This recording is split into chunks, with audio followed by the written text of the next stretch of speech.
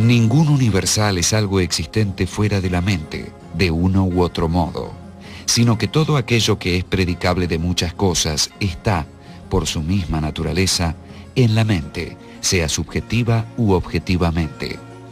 Y ningún universal pertenece a la esencia de ninguna sustancia. Guillermo de Ockham, comentario a las sentencias.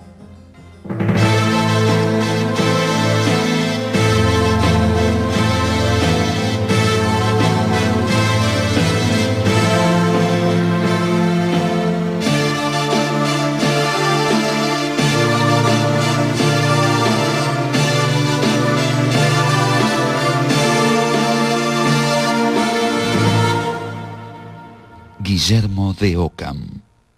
Guillermo de Ockham es un filósofo británico.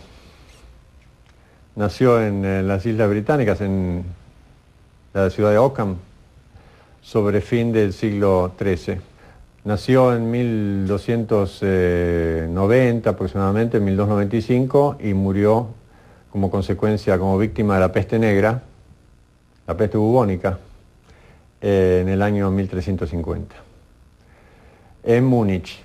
Él nace en Ockham, precisamente, que es una villa del condado de Surrey, al sur de Londres.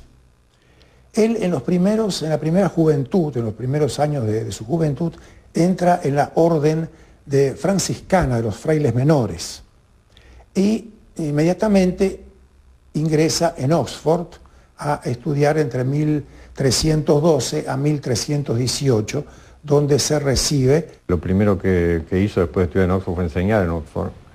Fue comentar las famosas sentencias de Pedro Lombardo.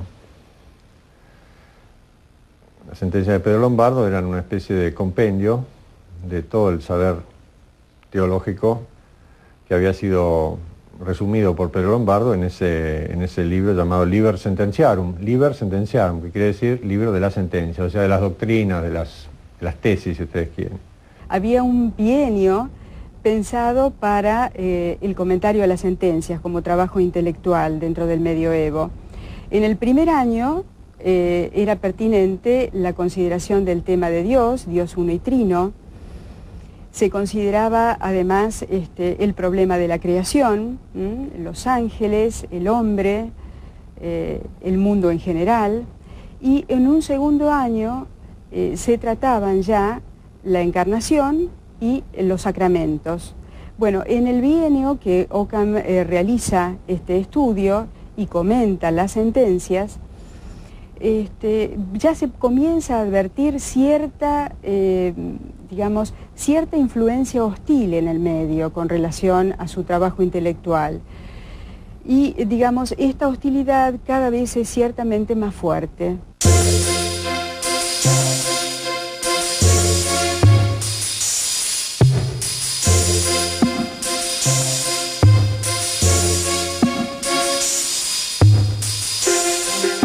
El ambiente de Oxford estaba fuertemente influido por el realismo de otro teólogo y filósofo franciscano, Juan Duns Scoto.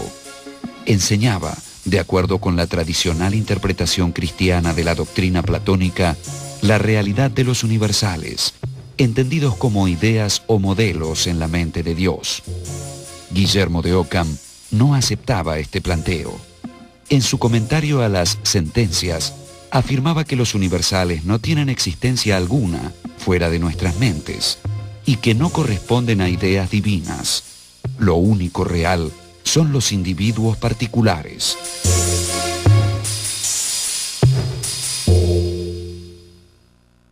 Su temática principal para diferenciarlo de todo lo que fue la metafísica medieval es una afirmación radicalizada del individuo y del singular, y de la persona singular y concreta, en la filosofía, dentro de lo que la filosofía anterior era un concepto más universal. El hombre era una criatura divina y dentro de ese sentido de su criatura divina estaba integrado en la naturaleza y en el universo. Acá el hombre es el individuo aislado solo. Por eso toda la filosofía de Ockham va a abrir directamente en política hacia el liberalismo individualista, por una parte, incluso en la política y en la filosofía moderna y contemporánea. Además, en ruptura con toda la metafísica que era de las nociones de los universales, nociones de ideas generales, de principios universales de géneros y especies, él afirma un empirismo radical, la experiencia inmediata de lo que se puede contener en la observación empírica e inmediata del hecho de la percepción. Los términos de nuestras proposiciones, lo único que significan, dice Ockham, son conceptos de nuestra mente. Por eso el único lugar donde existen los universales es inánima, o sea, en el alma del hombre. Los géneros y las especies, hombre, animal, si algún tipo de existencia tienen, esa existencia es en nuestra alma, o sea que son puros conceptos mentales. Bueno, en realidad este tema de los universales forma parte de un totum, digamos así, que constituyen los tres principios fundamentales, yo diría las claves de bóveda del pensamiento occamista. Primer principio de individualidad de todo lo real. En lo real, en la realidad, todas las cosas son individuales, no hay realidades universales. Es incuestionable el individuo, dice Ockham. Tan incuestionable es que querer, digamos, objetarlo sería algo semejante a querer examinar la luz del sol y para ello encender una candela. A lo único que puede llevarnos esto es a la ofuscación de la vista. Bueno, negar el individuo es negar una evidencia inmediata. Al mismo tiempo, digamos, si tratamos de hacer una ciencia, tenemos que tratar de hacer una ciencia sobre lo universal. ¿Y cómo podemos hacer una ciencia de lo universal si estamos partiendo de los singulares? Bueno, este es el gran desafío de Ockham, es decir, tratar de elaborar una nueva epistemología sobre una fundamentación distinta.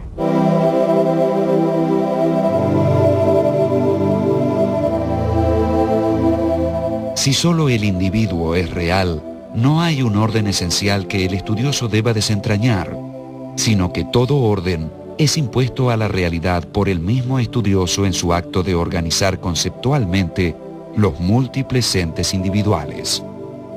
Los entes no van a estar organizados y clasificados según una previa ya atribución dada por la naturaleza con un carácter definitivo, sino por una clasificación y una categorización que el mismo científico va a imponer a sus hipótesis de trabajo. Esto de alguna manera, aquí entonces, el realismo metafísico de los géneros y las especies queda cortado con esta vuelta al singular, al individual y a su clasificación serial del individuo. La serie se va a organizar de acuerdo a lo que el científico le interesa agrupar, los objetos, los entes para una determinada investigación.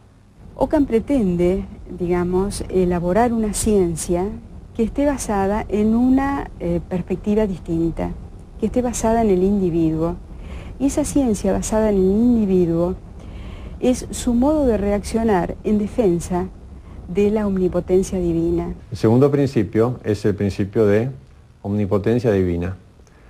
Este principio de omnipotencia divina decía algo así como Dios puede, o sea, Dios es omnipotente, puede. Dios puede hacer en la realidad todo lo que no implique contradicción. ¿Esto qué significaba? Significa que en realidad el mundo tal como es un mundo querido por Dios, pero no querido por un intelecto divino, sino querido por la voluntad de Dios, por un acto del arbitrio divino, no por un acto del intelecto divino. ¿Y qué significa esto? Significa que precisamente como Dios quiso el mundo de esta manera, podía haber querido de otra. Por eso este mundo actual es puramente fáctico, puramente factual. O sea, es una es un gran conjunto de individuos que están relacionados de determinada manera, pero podrían estar relacionados de otra. Lo que tiene este individualismo ocamista es que esta contingencia está dada en una innovación permanente de los momentos. Cada momento es nuevo. Al mismo tiempo, al ser nuevo, se interrumpe. No hay una continuidad, de alguna manera, de una historia ligada. Nuestra vida serían como momentos atómicos, aislados, que va a ser nuestra conciencia la que les va a dar un sentido. Todo orden contingente depende del absoluto poder de Dios. Con Occam tenemos que el Dios de las ideas divinas, que recorre de algún modo todo el medioevo, cede ahora su lugar a un Dios del poder, a un Dios todopoderoso. Y todo el universo físico está en relación a esta omnipotencia divina. Entonces, no hay un orden en lo natural más allá de lo querido por Dios. Después de los principios de la individualidad, de lo real y de la omnipotencia divina, el tercer principio de la filosofía de Guillermo era el principio de economía. ¿Qué quiere decir el principio de economía? No tiene nada que ver con el dinero. Es el principio según el cual, para explicar la realidad, no hay que recurrir a la creación o a la hipostatización, digamos así, de otros principios que expliquen esa realidad. O sea, para explicar la realidad hay que recurrir a la menor cantidad de principios posibles o de realidades posibles. No debemos crear entes para explicar otros entes a la luz de estos entes. El vulgo, digamos, ha explicado este principio de economía utilizando una metáfora, la navaja de Occam. ¿Qué quiere decir la navaja de Occam? La navaja de Occam es una navaja que corta, digamos, el mundo y recorta el mundo de modo de limitar la cantidad de entidades de ese mundo al mínimo indispensable. Esa navaja de Occam corta esas nociones tradicionales sobre las cuales la filosofía se venía sosteniendo y plantea un nuevo horizonte de comprensión. Entonces alguien humorísticamente dijo, raer la barba de Platón con la navaja de Occam. Hay múltiples menciones, autores diversos sobre el principio de economía, pero sin embargo en Occam tiene un uso particular. Este principio es un instrumento de elaboración de su propia ciencia y está acotado al orden de fabricación de teorías por parte del hombre. De ninguna manera se contrapone con el principio de la omnipotencia divina. Dios puede elegir el modo más complicado de obrar, pero sin embargo el hombre va a elegir el modo menos complicado de elaborar una teoría sobre lo real. El apartamento de la tradición escolástica por parte de Guillermo y sus doctrinas revolucionarias causaron desagrado e inquietud entre sus compañeros y superiores de Oxford. Todas las conductas de sus contemporáneos inmediatos son de alguna manera sintetizadas en la advertencia de Jean Lutherell, el canciller de la universidad. El canciller ciertamente le hace advertencias de distinto tipo hasta que finalmente consigue que Occam sea citado por el Papa en Aviñón en el año 1324.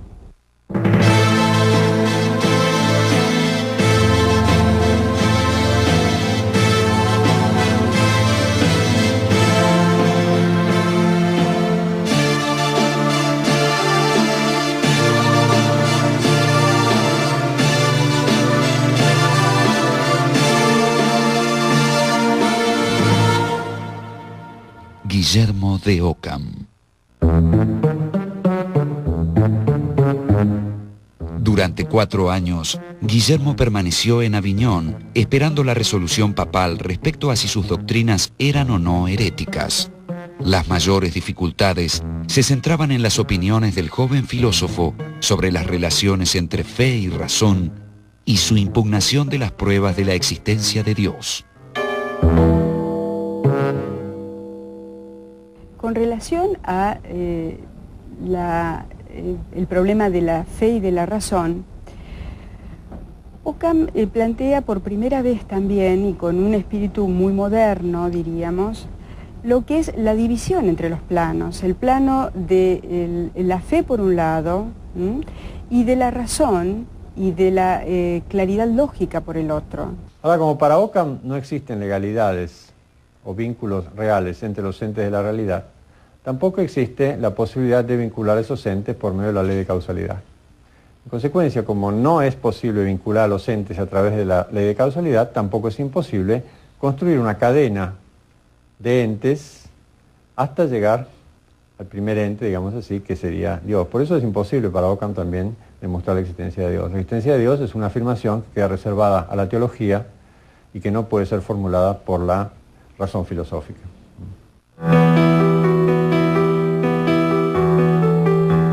La comisión nombrada por el Papa Juan XXII se demoraba en el examen de las opiniones de Guillermo, y este aprovechó el tiempo redactando por segunda vez su comentario de las sentencias y retocando otros textos. También escribió una suma lógica completa, desarrollando ideas que ya había apuntado en un tratado escrito en Oxford. La solución que da Occam en esto, tanto en el Tratado de Logia como en la Suma de Logia, como en otras de sus obras, es que el hombre, en este hombre, como se dijo, que es un individuo, digamos, aislado de todo contexto metafísico, sino que está él mismo puesto frente a la realidad inmediata y contingente y empírica. Sin embargo, ese hombre tiene una capacidad de conceptualizar sus sentimientos. Entonces habría una conceptualización de pulsiones profundas de la vida, ¿no? El amor, el goce, la alegría, el disfrute, la queja, todo lo que sean las pulsiones elementales de la vida, que son como ese lenguaje que dice San Agustín, que es anterior a todo idioma. Ahí ese no tiene idioma, es un idioma como neutro, y hay que nombrarlo. Pero al nombrarlo se produce entonces como esa arbitrariedad. En Aviñón, hacia 1328, Guillermo de Occam se encontró con el general de la Orden Franciscana, Miguel de Cesena, que había sido citado por el Papa para responder por sus opiniones en torno a la pobreza. También conoció allí al emperador Luis de Baviera. Recordemos que Occam fue llamado a la corte de Aviñón para explicar sus tesis presuntamente heréticas, y ahí en la corte de Aviñón se encuentra con otros franciscanos que sí habían sostenido, al contrario de Occam, tesis políticas. ¿Qué tesis habían sostenido? Bueno, la tesis según la cual la perfección evangélica, o sea, la perfección de cristiano, se logra a través de la pobreza, o sea, la renuncia a la propiedad. Para un papado con aspiraciones de poder, con aspiraciones políticas, realmente esta tesis es una tesis peligrosa, conflictiva. Por eso es que el papado también convoca a Miguel de Cesena a la corte de Aviñón para que explique en qué consiste esa tesis acerca de la pobreza evangélica. Bueno, ahí en la corte de Aviñón se encuentra Occam con Miguel de Cesena, y Occam hace causa común con Miguel de Cesena. Converge también Luis de Baviera, que buscaba en ese momento, tras ser ungido emperador, la investidura papal. Esta situación fue el desencadenante de una asociación de intelectuales y políticos que se manifestaron en contra de la autoridad del Papa, una autoridad muy discutida en ese momento en función de toda esta circunstancia. Esto hace que en principio se establezca una cierta alianza entre los tres.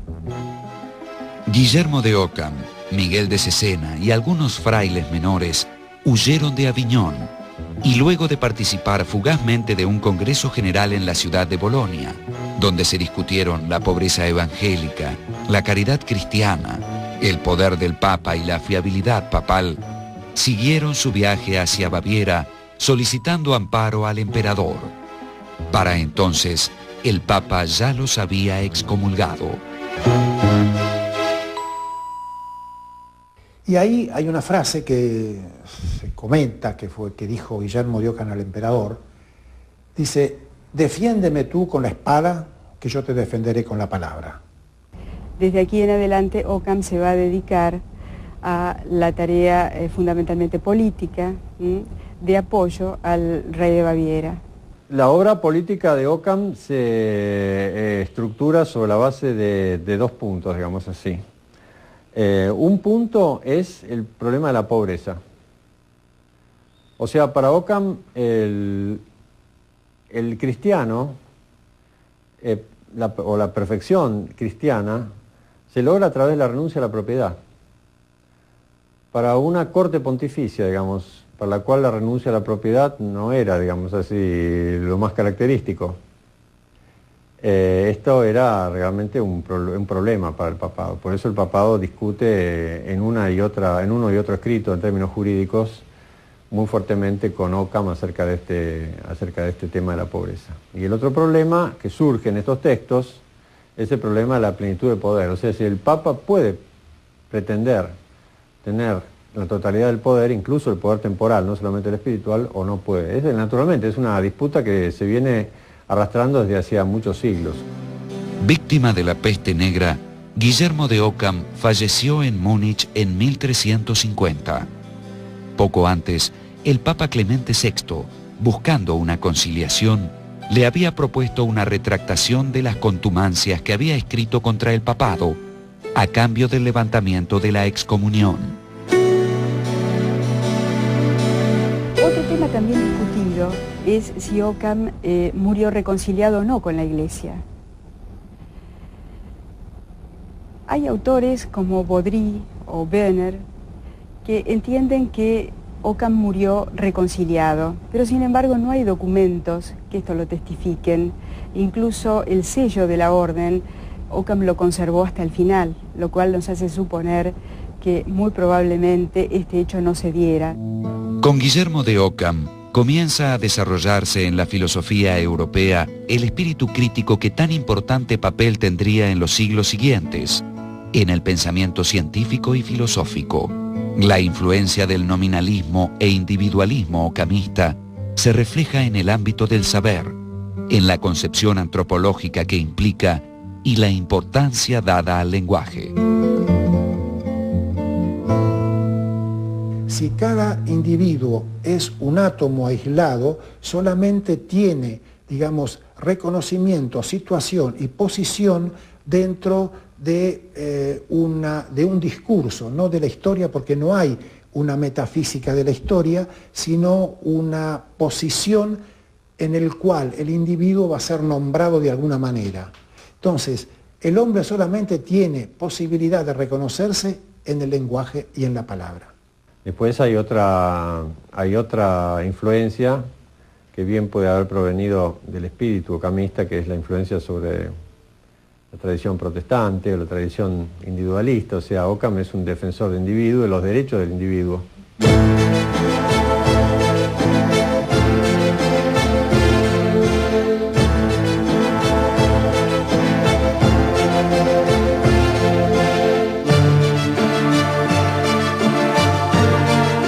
Su influjo se percibe en los movimientos religiosos y políticos inmediatamente posteriores, en el postulado de la separación de Iglesia y Estado, en el respeto por los derechos del individuo, en la defensa de la libertad de conciencia y en la repulsa de cualquier imposición dogmática.